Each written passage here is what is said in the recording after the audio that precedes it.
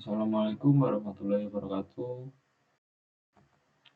Di sini saya Dikoyo Larinda NIM 032 akan mempresentasikan tentang peraturan dan tata kelola K3. Untuk pengertian K3 dan K3H. K3 adalah suatu pemikiran dan upaya untuk menjamin keutuhan dan kesempurnaan jasmani maupun rohani tenaga kerja, khususnya manusia pada umumnya, serta hasil karya dan budaya menuju masyarakat adil dan makmur. K3H atau kesehatan keselamatan kerja dan lingkungan hidup, yaitu program kesehatan keselamatan kerja dan lingkungan hidup suatu instansi atau perusahaan yang memiliki banyak kesehatan kerja atau karyawan. Untuk pengertian tempat kerja, menurut OSAS, tempat kerja adalah lokasi manapun yang berkaitan dengan aktivitas pekerjaan di bawah kendali organisasi atau perusahaan. Sedangkan menurut Undang-Undang Nomor 1 Tahun 1970, tempat kerja adalah setiap ruangan ataupun lapangan, baik terbuka maupun tertutup, baik bergerak maupun menetap, di mana di dalamnya terdapat tenaga kerja yang bekerja atau sering dimasuki oleh orang untuk bekerja. Untuk penerapannya, satu, yaitu melindungi dan menjamin keselamatan setiap tenaga kerja dan orang lain di tempat kerja. Dua, menjamin setiap sumber produksi dapat digunakan secara aman dan efisien. Tiga, meningkatkan kesejahteraan. Untuk dasar-dasar hukum K3, itu menurut buku Undang-Undang Nomor 1 Tahun 1970 tentang keselamatan kerja, yaitu satu, di mana tempat dilakukan pekerjaan bagi suatu usaha. Dua, adanya tenaga kerja yang bekerja di sana. Tiga, adanya bahaya kerja di tempat itu. Untuk Permenaker Nomor 5 Tahun 1996 tentang sistem manajemen K3, yaitu setiap perusahaan yang mempekerjakan 100 tenaga kerja atau lebih dan yang mengandung potensi bahaya yang ditimbulkan oleh karakteristik proses atau bahan produksi yang dapat mengakibatkan kecelakaan kerja seperti peledakan, kebakaran, pencemaran lingkungan, dan penyakit akibat kerja atau PAK. Untuk Permenaker Nomor 4 Tahun 1987 tentang Panitia Pembina Keselamatan dan Kesehatan Kerja atau P2K3, yaitu tempat kerja di mana pengusaha atau pengurus mengerjakan 100 orang atau lebih. Yang kedua, tempat kerja di mana pengusaha mempekerjakan kurang dari 100 orang tetapi menggunakan bahan, proses, dan instalasi yang memiliki resiko besar akan terjadinya peledakan, kebakaran, keracunan, dan pencemaran radioaktif. Syarat K3 pasal 3. 1. Mencegah dan mengurangi kecelakaan. 2. Mencegah, mengurangi, dan memadamkan kebakaran. 3. Mencegah dan mengurangi bahaya peledakan. 4. Memberi kesempatan atau jalan menyelamatkan diri pada waktu kebakaran atau kejadian-kejadian lain yang berbahaya. 5. Memberi pertolongan pada kecelakaan. 6. Memberi alat-alat perlindungan diri pada para pekerja. 7. Mencegah dan mengendalikan timbul atau menyebarluaskan suhu atau kelembapan, debu, kotoran, asap, uap, gas, hembusan angin, cuaca, sinar atau radiasi, atau suara dan getaran. 8. Mencegah dan mengendalikan timbulnya penyakit akibat kerja, baik fisik maupun psikis, keracunan, infeksi, dan penularan. 9. Memperoleh penerangan yang cukup dan sesuai. 10. Menyelenggarakan suhu dan lembab udara yang baik. 11. Menyelenggarakan penyegaran udara yang cukup. 12. Memelihara kebersihan, kesehatan, dan ketertiban. 13. Memperoleh keserasian antara tenaga kerja, alat kerja, lingkungan, cara dan proses kerjanya. 14. Mengamankan dan memperlancar pengangkutan orang, binatang, tanaman, atau barang. 15. Mengamankan dan memelihara segala jenis bangunan. 16. Mengamankan dan memerintah pekerjaan bongkar atau muat, pelakuan dan penyimpanan barang. 17. Mencegah terkena aliran listrik yang berbahaya. 18. Menyesuaikan dan menyempurnakan pengaman pada pekerjaan yang bahaya kecelakaan menjadi atau mengakibatkan kecelakaan menjadi bertambah tinggi. Untuk pengawasan ketiga, 1. Pasal 5. Pengawasan langsung atau wewenang dan kewajiban direktur. 2. Pasal 6. Pengajuan tata cara pengumuman banding. 3. Pasal 7. Pengusaha harus membayar retribusi. Untuk pasal 8. Pengurus kewajiban memeriksa kesehatan badan atau kondisi mental dan kemampuan fisik. Pembinaan K3. Pasal 9.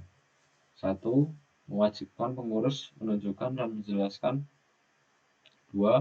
Pengurus dapat mempekerjakan tenaga kerja yang bersangkutan setelah ia yakin bahwa tenaga kerja tersebut telah memahami syarat-syarat. 3. Pengurus diwajibkan menyelenggarakan pembinaan. 4. Pengurus diwajibkan memenuhi dan menaati semua syarat-syarat dan ketentuan. Pasal 10. Menteri Tenaga Kerja berwenang membentuk panitia pembina keselamatan dan kesehatan kerja. Pasal 11. Pengurus diwajibkan melaporkan tiap kecelakaan yang terjadi dalam tempat kerja yang dipimpinnya. Pasal 12.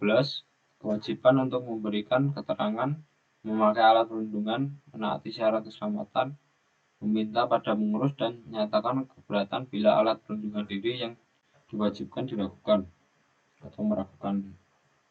Pasal 13. Barang siapa akan memasuki sesuatu tempat kerja diwajibkan menaati semua petunjuk keselamatan kerja dan memakai alat-alat perlindungan diri yang diwajibkan. Pasal 14. Pengurus diwajibkan secara tertulis menempatkan dalam tempat kerja yang dipimpinnya, memasang dalam tempat kerja yang dipimpinnya, dan menyediakan secara cuma-cuma semua alat perlindungan diri. Untuk peraturan pelaksanaan, pasal 15. Pelaksanaan ketentuan tersebut pada pasal-pasal di atas diatur lebih lanjut dengan peraturan perundangan. Pasal 16. Pengaturan yang mempergunakan tempat-tempat kerja yang sudah ada pada waktu undang-undang ini mulai berlaku wajib mengesahkan diri di dalam 1 tahun sesudah undang-undang ini mulai berlaku. Pasal 17. Melaksanakan ketentuan dalam undang-undang. Pasal 18. Undang-undang ini disebut Undang-Undang Keselamatan Kerja dan mulai berlaku pada hari diundangkan. Tujuan K3. K3 merupakan bentuk perlindungan bagi kesehatan dan keselamatan kerja, tenaga kerja, serta sumber-sumber produksi perusahaan. A. Agar setiap pegawai mendapat jaminan keselamatan dan kesehatan kerja baik secara fisik, sosial, dan psikologis. Selanjutnya, agar setiap perlengkapan dan peralatan kerja digunakan sebaik-baiknya, selektif dan seselektif mungkin.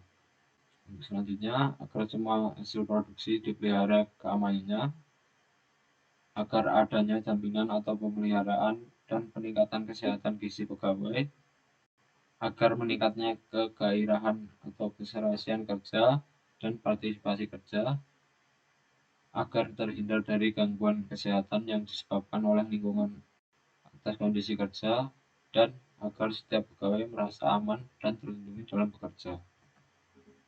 Pengertian segi filosofi memiliki pengertian suatu pemikiran dan upaya untuk menjamin keutuhan dan kesempurnaan baik jasmania maupun rohania, tenaga kerja pada khususnya dan manusia pada umumnya. Untuk dari segi keilmuan, ilmu pengetahuan dan penerapan dalam usaha mencegah kemungkinan terjadi kecelakaan dan penyakit akibat kerja. Prinsip dasar pencegahan kecelakaan. Pencegahan kecelakaan dalam kaitannya dengan masalah keselamatan dan kesehatan kerja harus mengacu dan bertitik tolak pada konsep sebab akibat kecelakaan, yaitu dengan mengendalikan sebab dan mengurangi akibat kecelakaan. Kecelakaan akibat kerja dapat dicegah dengan berbagai cara, diantaranya yaitu Standarisasi, yaitu penerapan standar-standar resmi dalam bekerja. Pengawasan, yaitu pengawasan tentang dipatuhinya ketentuan umum. Asuransi, yaitu insentif finansial untuk meningkatkan pencegahan kecelakaan. Riset medis yang meliputi penelitian tentang efek-efek psikologis dan patologis. Pendidikan yang menyangkut pendidikan keselamatan dalam kurikulum teknis. Dengan latihan-latihan, yaitu latihan praktek bagi tenaga kerja. Prinsip dasar pencegahan gangguan kesehatan. 1.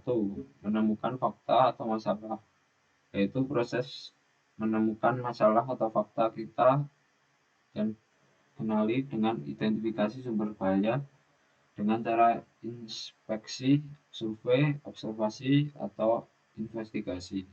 2. Analisis, yaitu tahapan analisis adalah proses bagaimana fakta atau masalah yang ditemukan dapat dipecahkan. 3. Pemilihan atau pemecahan, yaitu dari berbagai alternatif pemecahan dan perlu diadakan seleksi untuk ditetapkan untuk pemecahan yang benar-benar efektif dan efisien serta dapat dipertanggungjawabkan. Pelaksanaan, yaitu apabila sudah dapat ditetapkan alternatif pemecahan, maka harus diikuti dengan tindakan atau pelaksanaan dari keputusan penetapan tersebut. 5. Pengawasan, itu merupakan tahapan penting untuk menunjukkan sejauh mana pelaksanaan atas tindakan koreksi tersebut. Untuk metode pencegahan kecelakaan kerja dan gangguan kesehatan. 1. Upaya pencegahan kecelakaan kerja melalui pengadilan atau bahaya di tempat kerja. Pendalian. 2. Upaya pencegahan kecelakaan kerja melalui pembinaan dan pengawasan. 3. Upaya pencegahan kecelakaan kerja melalui sistem manajemen. Kebijakan K3 atau keselamatan dan kesehatan kerja merupakan syarat dasar dalam membangun sistem manajemen keselamatan dan kesehatan kerja atau K3 di tempat kerja. Kebijakan K3 merupakan komitmen pimpinan suatu organisasi perusahaan untuk menjamin keselamatan dan kesehatan kerja seluruh personel di bawah kendalinya, juga pihak-pihak yang berkaitan atau berhubungan dengan kegiatan atau aktivitas operasi perusahaan atau organisasi tersebut. Perencanaan K3.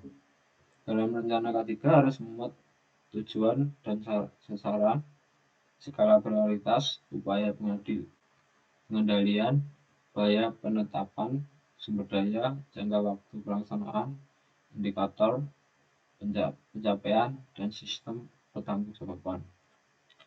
Untuk pelaksanaan K3, pelaksanaan rencana K3 wajib dilakukan oleh pengusaha berdasarkan rencana K3 yang ditetapkan. Dalam melaksanakan rencana K3,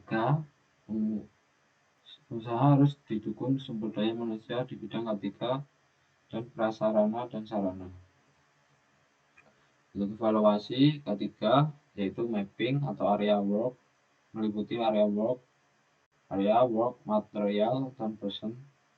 Untuk identification meliputi mengidentifikasi jenis peraturan perundang-undangan negara. Untuk listing meliputi tahapan ini dapat dilakukan sejalan ketika kita melakukan identifikasi secara peraturan. Untuk evaluasi, yaitu tahap evaluasi peraturan K3 dapat dilakukan secara kuantitatif maupun kualitatif. Perbaikan K3, sistem keselamatan dan kesehatan kerja yang baik, maka kecelakaan kerja dapat diminimalisir sehingga produktivitas kerja pun meningkat. Jadi kesimpulannya, pada dasarnya Undang-Undang Keselamatan Kerja yang digunakan untuk mencegah terjadinya kecelakaan kerja menjamin suatu proses produksi berjalan teratur dan sesuai rencana, dan mengatur agar proses produksi berjalan teratur dan sesuai rencana dan mengatur agar proses produksi tidak merugikan semua pihak.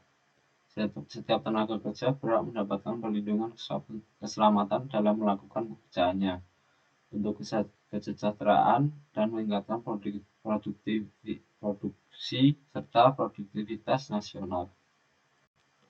Sekian presentasi dari saya, kurang lebihnya mohon maaf. Wassalamualaikum warahmatullahi wabarakatuh.